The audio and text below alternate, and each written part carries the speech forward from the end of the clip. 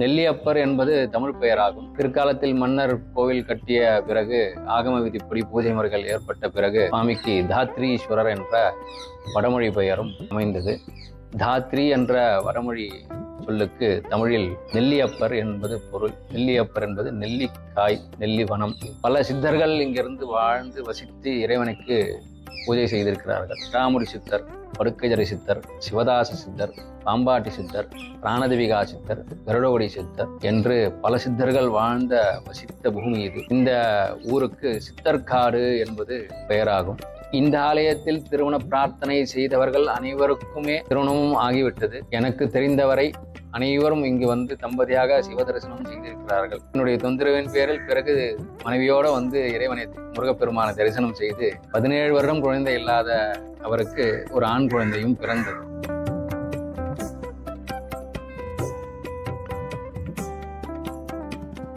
நம பார்வதி பதையே அரர மகாதேவா. எந்நாடுடைய சிவனே போற்றி, எந்நாட்டவர்க்கும் இறைவா போற்றி.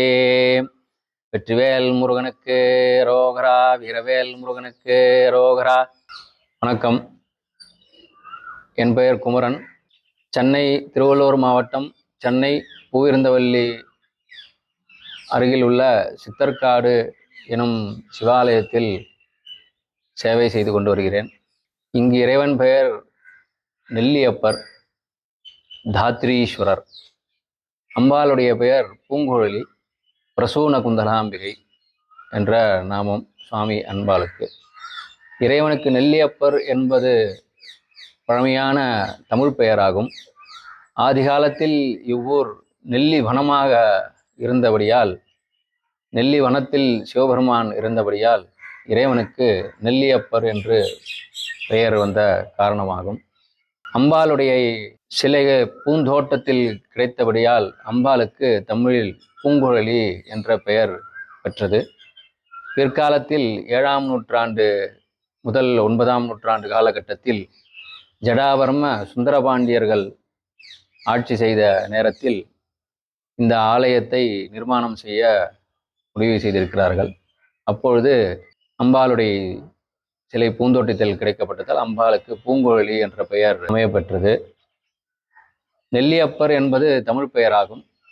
பிற்காலத்தில் மன்னர் கோவில் கட்டிய பிறகு ஆகம விதிப்படி பூஜை முறைகள் ஏற்பட்ட பிறகு சுவாமிக்கு தாத்ரீஸ்வரர் என்ற வடமொழி பெயரும் அமைந்தது.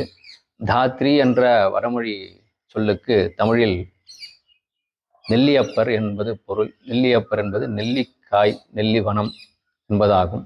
பூங்குழலி என்பது அம்பாளுடைய பெயர். பிரசூன குந்தலாம்பிகை என்பது வடமொழி பெயர். பிரசூன குந்தலாம்பிகை என்பது பூந்தோட்டத்தில் வாசமாக இருக்கும் அல்லவா, அதே போல் வாசனையான இடம் அப்படியே என்பது அர்த்தம். இந்த ஆலயத்தில் முற்காலத்தில் ஆதிசங்கரர், காரைக்காலம்மையார், குபேரமூர்த்தி, நரசிம்மர், ஔவையார் இவர்கள் எல்லோரும் வழிபட்ட சிவபெருமான் இங்கு வீற்றிருக்கிறார். பல சித்தர்கள் இங்கிருந்து வாழ்ந்து வசித்து இறைவனுக்கு பூஜை செய்திருக்கிறார்கள். குறிப்பாக சொல்லப்போனால் ஜடாமுடி சித்தர், படுக்கைஜரை சித்தர், சிவதாச சித்தர், பாம்பாட்டி சித்தர், பிராணதேவிகா சித்தர், கருடகொடி சித்தர் என்று பல சித்தர்கள் வாழ்ந்த வசித்த பூமி இது. ஆகையால் இந்த ஊருக்கு சித்தர்காடு என்பது பெயராகும். பிற்காலத்தில் திருமன்றம் என்பது சில பெயரும் இந்த ஊருக்கு அமைந்தது. திருமன்றம் என்றால் இன்று நம்ம கோர்ட்டு என்று சொல்கிறோம். அதற்கு ஆதி காலத்தில் திருமன்றம், மன்றம் என்றால் ஒரு பஞ்சாயத்து நடக்கும் இடமாகும். ஆகையால் திருமன்றம், இந்த இடம் அப்படிதான் இருந்திருக்கிறது. பிற்காலத்தில் திருமன்றம் என்பது மருவி திருமணம் என்பது ஆகிவிட்டது. சித்தர்கள் வாழ்ந்தது சித்தர்காடு என்பது தான் பழமையான ஊரின் பெயராகும். இந்த இறைவனுக்கு திருமணம் பாக்கியம் இல்லாதவர்கள், திருமணம் பாக்கியம் கிடைக்க பெறாதவர்கள், பல தோஷங்கள் இருக்கக்கூடியவர்கள் இந்த இறைவனுக்கு அவரவர்களுடைய ஜென்ம நட்சத்திரம் அன்று சிவபெருமானுக்கு நெல்லிச்சாரும் பாலபிஷேகமும் செய்து, அம்பாளுக்கு மஞ்சள் பாலபிஷேகமும் செய்து அர்ச்சித்து, திருமணமான சுமங்கலிகளுக்கு குறைந்தபட்சம் 5 பேருக்காவது தாம்பூலம் கொடுப்பது இந்த கோவில் ஒரு தனித்துவமானது. பிறகு முருகப்பெருமான் என்ற ஆலயத்தில் மிகவும் விசேஷமானவர். நான் என் பெயரலை குமரன் என்று சொல்லியிருப்பேன். நான் இந்த ஆலயத்தில் பணிபுரிவது 23வது தலைமுறையாகும். என்னுடைய மூதாதையர்கள் பெரியவர்கள் ஆலயத்தில் பூஜை செய்யும் பொழுது ஒரு தம்பதிக்கு குழந்தை இல்லாத பட்சத்தில் முருகப்பெருமானை பிரார்த்திக்கிறார்கள். எங்களுக்கு ஆண் வாரிசு வேண்டும், பூஜை பண்ணுவதற்கு வாரிசு இல்லை என்றால் சங்கடமாக இருக்கிறது. ஆதி காலத்தில் பூஜை முறைகள் ரொம்ப விசேஷமாக நடைபெற்று கொண்டிருக்கின்றது. ஆகையால் முருகப்பெருமானிடம் வேண்டி அவர்கள் குழந்தை பெற்றார்கள். அவர்களுடைய வேண்டுதலுக்குண்டான பலன்தான் இன்று நான் 23வது தலைமுறையாக இறைவனுக்கு தொண்டு செய்து கொண்டிருக்கிறேன்.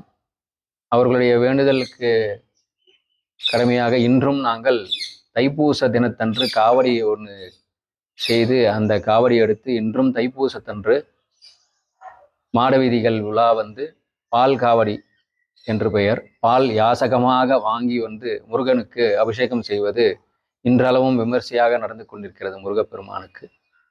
அதை தவிர மற்ற விசேஷங்களும் சங்காபிஷேகம், ருத்ராபிஷேகம், பால்குடம் மற்றும் பல விசேஷங்களும் தைப்பூச தினத்தன்று இங்கு நடைபெறுவது விசேஷமாகும். கோவில் ஆலய விசேஷங்கள் சித்திரை பௌர்ணமி, வைகாசி விசாகம், விநாயகர் சதுர்த்தி, மார்கழி திருவாதிரை, தைப்பூசம், மாசி அன்னாபிஷேகம், சிவராத்திரி, பங்குனி உத்திரம், இன்னும் பல விசேஷங்கள் இந்த ஆலயத்தில் விமர்சையாக நடைபெறுவது வழக்கமாக கொண்டுள்ளது. மார்கழி திருவாதிரை அன்று இன்று இறைவனுக்கு இங்கு நடராஜருக்கும் சிவகாமி அம்பாளுக்கும் திருமணம் செய்வது ரொம்ப விசேஷமாக கருதப்படுகிறது. அது ஒரு இந்த ஆலயத்தில் அது ஒரு தனித்துவமானது. முதல் நாள் இரவு 9-10 மணி அளவில் அபிஷேகம் ஆரம்பித்து 1 மணி 2 மணி அளவில் அபிஷேகம் முடிந்து பிறகு இறைவனுக்கு அலங்காரம் நடைபெறும். மறுநாள் விடியற்காலை 5-5:30 மணி அளவில் இறைவனுக்கு திருக்கல்யாணம் நடைபெறுவது என்ற ஆலயத்தில் சிறந்ததாகும். இந்த ஆலயத்தில் திருக்கல்யாணம் நடைபெறுவதற்கு கோவில் அறங்காவலர்களுடைய குடும்ப வாரிசுகள் அவர்களும் தலைமுறையாக இந்த திருக்கல்யாணத்தை நடத்தி கொண்டிருக்கிறார்கள். அது ஒரு சிறந்த ஒரு விஷயமாகும் இந்த ஆலயத்தில். மற்றபடி இந்த ஆலயத்தின் நவகிரகங்கள் கிடையாது. சூரிய பகவான், சந்திர பகவான் இருக்கிறார்கள். நவகிரகங்கள் இல்லாத ஒரு சிவாலயம், பழமையான சிவாலயத்தில் நவகிரகங்கள் பிரதிஷ்டை செய்வது அரிது. இன்றாலயம் அதே மாதிரி நவகிரகங்கள் இல்லாத ஒரு சிவாலயம் ஆகும். மற்றபடி அனைத்து மக்களும் வந்து சிவாலயத்தில் தரிசனம் செய்வது விசேஷமாகும். குறிப்பாக இந்த ஆலயத்திற்கு சுவாதி நட்சத்திரத்தன்று சிறப்பு பூஜை நடைபெறுவது வழக்கம். இந்த ஆலயம் சுவாதி நட்சத்திரத்துக்கு உண்டான ஸ்தலமாகும். அந்த நட்சத்திரத்தன்று அந்த நட்சத்திரம் உள்ளவர்கள் முடிந்தவரை காலையில் எழுந்து வந்து இங்கே சிவாலயத்தில் சுவாமி தரிசனம் செய்வது மிகவும் சிறப்பாகும். அவரவர்கள் விருப்பப்படி அர்ச்சனை செய்வது, அபிஷேகம் செய்வது, வஸ்திரம் சாத்துவது, அன்னதானம் செய்வது மற்றும் அவரவர்களுடைய விருப்பப்படி இந்த ஆலயத்தில் சுவாதி நட்சத்திரத்தன்று இறைவனுக்கு செய்வது ரொம்ப விசேஷமாக கருதப்படுகிறது. மற்றபடி மற்ற எல்லா விசேஷங்களும் இந்த ஆலயத்தில் உண்டு. குறிப்பாக காவடி எடுத்து வருவது என்பது இந்த ஆலயத்தில் எங்களுடைய வேண்டுதலாகும். நாங்கள் இன்று வரை காவடி எடுக்கிறது ஒரு பழக்கமாக வைத்திருக்கிறோம். எங்கள் தலைமுறையில் இன்றளவு யார் பெரியவர்களாக இருக்கிறார்களோ அவர்கள் முதலில் அந்த காவடிக்கு பூஜை செய்துவிட்டு முதலில் அந்த காவடியை அவர்கள்தான் எடுத்து மற்றவர்கள் கையில் கொடுப்பார்கள்.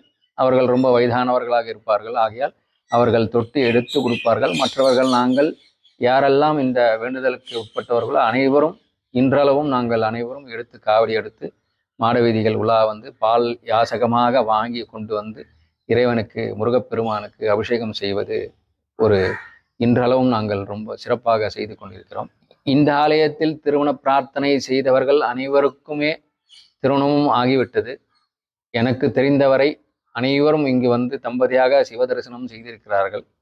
குழந்தை பாக்கியம் இல்லாதவர்களும் இங்கு வந்து குழந்தை பேறு பெற்றவர்களும் ஏராளமான பக்தர்களாக இருக்கிறார்கள். இந்த முருகப்பெருமானுக்கு பிரார்த்தனை செய்து குழந்தை பெற்றவர்கள் ஏராளமானவர்கள் என்று சொல்லியிருந்தேன். குறிப்பாக நம் சொல்ல போனால் எங்கள் ஊரிலே நிறைய அடியார்களும் இருக்கிறார்கள். வியாபாரம் செய்து கொண்டிருக்கிறார். அவர் என்னுடைய நண்பர் தான். இந்த ஊருக்கு அடிக்கடி வருவார், சிவாலயத்துக்கு வருவார். அவருக்கு 17 வருட காலமாக குழந்தை பாக்கியம் இல்லாமல் இருந்தது. நான் அவரை தொந்தரவு செய்து சிவாலயத்துக்கு வர சொல்லியிருக்கிறேன். அவர் அடிக்கடி என்னுடைய தொந்தரவின் பேரிலே இங்கே வந்து முருக தரிசனம் செய்திருக்கிறார். அப்புறம் பிறகு தனியாக வராதீர்கள், மனைவியோடு வந்து தரிசனம் செய்கள், அதான் விசேஷம் என்று சொல்லுவேன். பிறகு என்னுடைய தொந்தரவின் பேரில் பிறகு மனைவியோடு வந்து இறைவனை முருகப்பெருமானை தரிசனம் செய்து 17 வருடம் குழந்தை இல்லாத அவருக்கு ஒரு ஆண் குழந்தையும் பிறந்தது. நான் அவரிடம் சொன்னேன், இவ்வழியாக செல்கிறீர்கள், இவ்வழியாக திரும்பி போகிறீர்கள், முருகனை பார்க்க வருமாட்டீர்கள் என்று கேட்பேன். அதற்காகவே அவர் குமரன் பார்த்தால் கேட்பார் என்பதற்காகவே இந்த ஆலயத்தில் முருகனை தரிசனம் செய்தார். தொந்தரவு பண்ணி வந்த இறைவனுக்கு, என்னுடைய நண்பருக்கு குழந்தை பாக்கியம் கிடைக்கப்பட்டது. அவராக விரும்பி வந்தவர்கள் ஏராளமானவர்களுக்கும் இங்கு முருகப்பெருமான் குழந்தை பாக்கியத்தை அருளிருக்கிறார். இன்னும் பல நண்பர்கள் எங்கள் சித்தர்காடு திருவண்ணம் கிராமத்தில் ஒரு நண்பருக்கு 2 பெண் குழந்தைகள், அவருக்கு ஆண் குழந்தை வேண்டும் என்று ரொம்ப காலம் பிரார்த்தனை செய்து முருகனை பிரார்த்தனை செய்து முருகன் கைங்கரியம் நிறைய செய்திருக்கிறார். அவரும் இந்த ஆலயத்தில் முருகப்பெருமானை பிரார்த்தனை செய்து அவருக்கும் விசாக நட்சத்திரத்தன்றே, அவருக்கு வைகாசி விசாகம் அன்றே அவருக்கு ஒரு ஆண் குழந்தையும் பிறந்தது. இன்னும் பலம் என்னுடைய தம்பி, அவருக்கும் 5 வருட காலம் குழந்தை இல்லாத, அவருக்கும் 5 வருட காலத்தில் பிரார்த்தனை செய்து குழந்தை பிறந்தது. அவருக்கும் ஆண் குழந்தை பிறந்தது. என்னுடைய மனைவியோட அண்ணன், அவரும் குழந்தை பாக்கியம் இல்லாத, அவரையும் தொந்தரவு பண்ணி அவர் வடபழனி முருகன் ஆலயத்தில் பூஜை செய்கிறார். அவரையும் தொந்தரவு பண்ணி நான் வர சொல்லி, அப்புறம் அவர் வர முடியாத அவர் காரணத்தில் அவருடைய மனைவியை அனுப்பி வைப்பார். அவரும் காவடியை தொட்டு பால் பிரார்த்தனை செய்து பால் விடுவார். அவருக்கும் ஆண் குழந்தை வேண்டும் என்று பிரார்த்தனை செய்து அவருக்கும் ஆண் குழந்தை பிறந்தது. இன்னும் நிறைய அடியார்கள் இருக்கிறார்கள். நிறைய பேரை சொல்ல நேரம் இருக்காது. சில மனிதர்கள் தவறாக எண்ணலாம். ஆகையால் இவர்கள் எல்லாம் என்னுடைய நண்பர்களாக இருந்ததால் நான் அவர்களுடைய பெயரை நான் குறிப்பிட்டு சொல்கிறேன். அனைவரும் இந்த ஆலயத்திற்கு வாங்கள். சித்தர்காடு என்பது ரொம்ப விசேஷம். சித்தர்கள் வழிபட்ட ஸ்தலம். திருமணம் ஆகாதவர்கள் வந்து சிவ தரிசனம் செய்தால், அவர்களுடைய நட்சத்திரத்தனைக்கு சிவ தரிசனம் செய்தாலே போதுமானது. அவர்களுடைய விருப்பப்படி அர்ச்சனை செய்து கொள்ளலாம். அல்லது இறைவனுக்கு அபிஷேகம் செய்து சுமங்கலி 5 பேருக்கு தாம்பூலமும் கொடுத்தால் ரொம்ப விசேஷமாக இருக்கும். குழந்தை பாக்கியம் இல்லாதவர்கள் அனைவரும் வந்து வேண்டுகோளாக வைக்கிறேன். அனைவரும் வந்து இங்கு இறைவனை முருகப்பெருமானை தரிசனம் செய்து குழந்தை பேறு பெற்று கொள்ளுமாறு அன்புடன் கேட்டுக்கொள்கிறேன். தங்களுக்கும் இந்த பாக்கியம் பெறுவதால் தங்களுடைய நண்பர்கள், தெரிந்தவர்கள், சொந்தங்கள் அனைவருக்கும் இந்த விஷயத்தை தெரிவிக்குமாறு தாழ்மையுடன் கேட்டுக்கொள்கிறேன். ஏனென்றால் இன்று காலகட்டத்தில் குழந்தை பேறு என்பது ரொம்ப அரிதாக ஆகிவிட்டது. என்னுடைய நம்பிக்கையின் பேரில் நான் சொல்கிறேன். என்னுடைய நம்பிக்கை இறைவனுக்கு, இங்கு முருகன் பெருமானுக்கு பிரார்த்தனை செய்தால் அவசியம் அவர்களுக்கு குழந்தை பாக்கியம் கிடைக்கும். முக்கியமாக ஆண் குழந்தை அவசியம் அவர்களுக்கு பிறக்கும் என்பது முழு மனதுடன் நான் சொல்லிக்கொள்ள விரும்புகிறேன். இந்த ஆலயம் 7ஆம் நூற்றாண்டு முதல் 9ஆம் நூற்றாண்டு காலகட்டத்தில் நிர்மாணம் செய்யப்பட்டது. ஜடாவர்ம சுந்தரபாண்டியர்கள் காலகட்டத்தில் இந்த ஆலயத்தை திருப்பணி செய்திருக்கிறார்கள். கோவில் நிர்மாணம் செய்ய ஆரம்பித்திருக்கிறார்கள். படிப்படியாக 200 வருட காலமாக சுவாமியம்பாள் விமானம், பிறகு ராஜகோபுரம் ஒட்டி உள்ள மதில் சுவர், இவையெல்லாம் வந்து இந்த 7ஆம் நூற்றாண்டு முதல் 9ஆம் நூற்றாண்டு காலகட்டத்தில் ஜடாவர்ம சுந்தரபாண்டியர்கள் ஆட்சி காலகட்டத்தில் நிர்மாணம் செய்யப்பட்டது. அதற்குண்டான கல்வெட்டுகளும் நமது ஆலயத்திற்கு பின்புறம் சுந்தரராஜ பெருமாள், சுந்தரவல்லி தாயார் என்ற மகாவிஷ்ணுவுடைய ஆலயம் இருக்கிறது. அந்த ஆலயத்தின் அருகில் கல்வெட்டும் இன்றளவும் நம்மளால் பார்க்க முடிகிறது. ஆகையால் ரொம்ப இவ்விரண்டு ஆலயமும் ஒரே ஜடாவர்ம சுந்தரபாண்டியர்கள் என்ற ஆட்சி காலத்தில்தான் இந்த 2 ஆலயமும் அவர்களால் நிர்மாணம் செய்யப்பட்டதாகும். மிகவும் ஒரு என்னுடைய அனுபவத்தில் 23வது தலைமுறையாக 15-16 வருட காலமாக நான் பூஜை செய்து வருகிறேன் இறைவனுக்கு. என்னுடைய அனுபவத்தின் பேரில் இறைவன் மிக பெரியவனாக இருக்கிறார். அனைவருக்கும் இன்று நான் 2006 முதல் பூஜை செய்து வருகிறேன். ஆரம்ப காலகட்டத்தில் என்னுடன் பேச இங்கே ஆட்கள் யாருமே வரமாட்டார்கள். இன்று பூஜை செய்வதற்கு என்னால் நேரம் இல்லாதபடி இருக்கிறது. அந்த அளவுக்கு இன்னைக்கு மக்கள் கூட்டம் விமரிசையாக மக்கள் வந்து கொண்டிருக்கிறார்கள். அனைவரும் வந்து இறைவனுடன் பெறுமாறு தாழ்மையுடன் கேட்டுக்கொள்கிறேன். மிகவும் சக்தி வாய்ந்த சிவாலயமாகும்.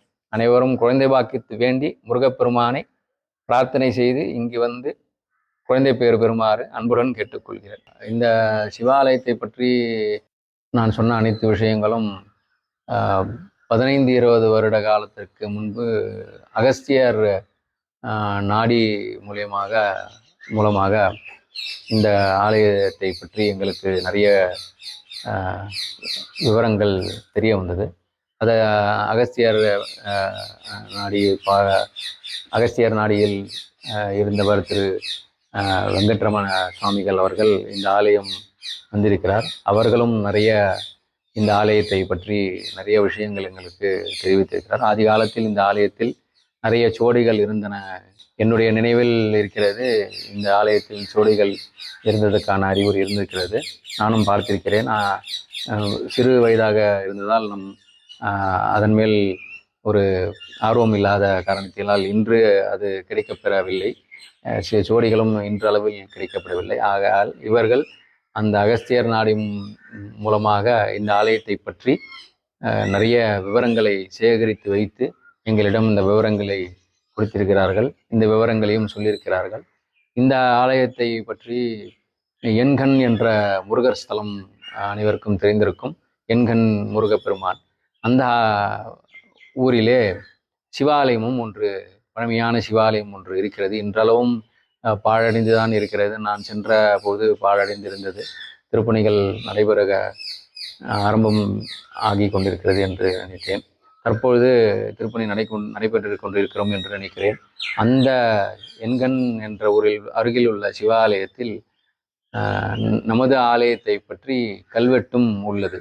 அந்த ஆலய சுற்றுச்சூழலில் சித்தர்காடு தாத்திரீஸ்வரர் சிவாலயம் என்பது கல்வெட்டும் இன்றளவும் அந்த எண்கண் சிவாலயத்தில் இருக்கிறது. இந்த விவரங்கள் எல்லாம் 15-20 வருட காலத்திற்கு முன்பு கிடைக்கப்பெற்றன.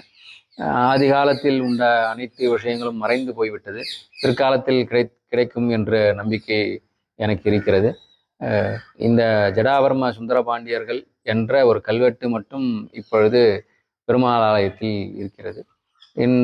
மற்றொரு விஷயம், இந்த ஆலயத்திற்கும் பெருமாள் ஆலயத்திற்கும் சொந்தமான ஒரு பெரிய திருக்குளம் இன்றளவும் நமது ஆலயத்தின் அருகிலே, சிவாலயத்தின் அருகிலேயே இருக்கிறது. அந்த திருக்குளத்தில் ஆஞ்சநேய சுவாமி பெருமாளை நோக்கி இருக்கிறார். பெரிய திருக்குளம் ஆகும். நமது திருவள்ளூர் மாவட்டத்தில் 3வது பெரிய திருக்குளம் என்ற ஒரு சிவாலயமாக நமது ஆலயம் இருக்கிறது.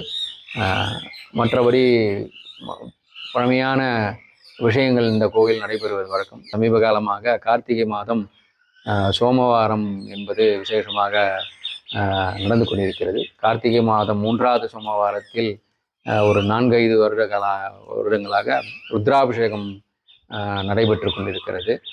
4வது சோமவாரம் அன்று ஊர் மக்கள் அனைவரும் சேர்ந்து, கோயில் பக்தர்கள் அனைவரும் சேர்ந்து சங்காபிஷேகம் செய்து கொண்டு சமீப காலமாக செய்து கொண்டிருக்கிறோம். மற்றபடி இந்த ஆலயத்திற்கு என்று புதிதாக வருகின்ற கார்த்திகை மாதம் சோமவாரத்திற்கு வருகின்ற கார்த்திகை மாதம் சோமவாரத்திற்கு புதிதாக 1008 சங்குகள் வாங்கலாம் என்று அனைவரும் கூடி பேசியிருக்கிறோம். இந்த ஆலயத்திற்கு சென்னையிலிருந்து மற்ற இடங்களிலிருந்து வருபவர்களுக்கு இங்கிருந்து இந்த ஆலயத்திலிருந்து பட்டாபிராம் என்ற ஊர் 4 கிலோமீட்டர் தொலைவில் இருக்கிறது. பூவிருந்தவல்லி என்ற ஊர் 5-6 கிலோமீட்டர் தொலைவில் இருக்கிறது. பூவிருந்தவல்லியிலிருந்து 54C பட்டாபிராம் செல்லும் பேருந்தில் சித்தர்காடு பஸ் நிறுத்தத்தில் இறங்கலாம். தாம்பரத்தில் இருந்தும் சென்னை வண்டலூர் கிளாம்பாக்கம் பேருந்து நிலையத்திலிருந்து 202, 202A என்ற பேருந்தில் ஆவடி செல்லும் பேருந்தில் ஏறினால் சித்தர்காடு, திருமணம் கிராமம் சித்தர்காடு என்று தான் தெரியும். சித்தர்காடு என்று பஸ் நிறுத்தம் இருக்கிறது. அந்த பேருந்து நிறுத்தத்தில் இறங்கி ஒரு 100-200 மீட்டர் தொலைவில் இந்த ஆலயத்தில் வந்து அடையலாம். முடிந்தவரை மாலை 7 மணி, காலை கோவில் திறந்திருக்கும் நேரம் காலை 8 மணி முதல் 11:30 மணி வரை, மாலை 5:30 முதல் 8 மணி வரை, விசேஷ நாட்களில் நேரங்கள் மாறுபடும் வாய்ப்பு இருக்கிறது. சுவாதி நட்சத்திர தினத்தன்று காலை 7 மணி முதல் மதியம் 1 மணி வரை ஆலயம் திறந்திருக்கும். மாலை 5 முதல் இரவு 8 மணி வரை திறந்திருக்கும். பிரதோஷ காலத்தன்று காலை 8 மணி முதல் 12 மணி வரை திறந்திருக்கும். மாலை 4 மணி முதல் இரவு 9 மணி வரைக்கும் திறந்திருக்கும். ஆகையால் அனைவரும் சிவாலய தரிசனம் செய்யுமாறு கேட்டுக்கொள்கிறேன். பேருந்து நிறுத்தம் சித்தக்காடு என்று சொல்லி இறங்க வேண்டும். சித்தர்காடு என்பது பல பேருக்கு தெரியவில்லை. ஆகையால் பேருந்து நிறுத்தத்தில் இறங்க வேண்டும் என்றால் சித்துக்காடு என்று பெயர் சொல்லி இறங்க வேண்டுமாறு கேட்டுக்கொள்கிறேன்.